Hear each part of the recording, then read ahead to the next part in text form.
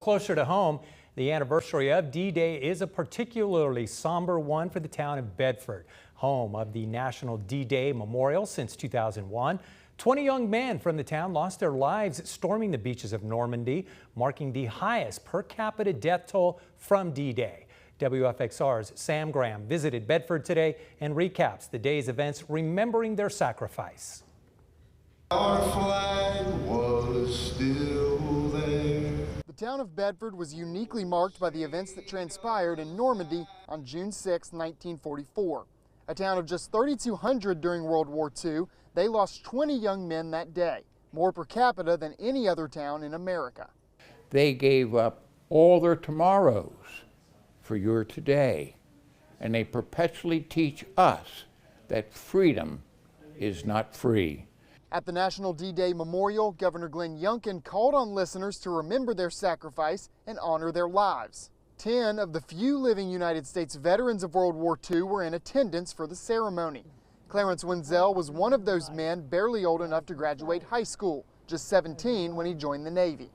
I didn't like being drafted to go to war because I was raised by a pastor. My father was a pastor.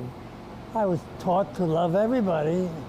And now here I'm being trained on how to kill another human being. The day concluded right here in front of the Bedford County Courthouse with the annual wreath laying ceremony in honor of those 20 Bedford boys.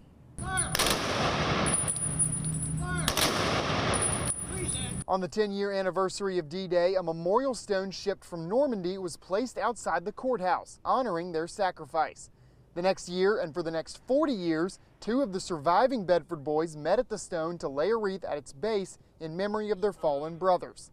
On the 81st anniversary, the town still carries on the tradition, as relatives of those 2 men set the ivy wreath at the base of that stone, while families of the fallen Bedford boys looked on. It's without a doubt the highlight of our entire year is to give homage and respect to our beloved Bedford boys.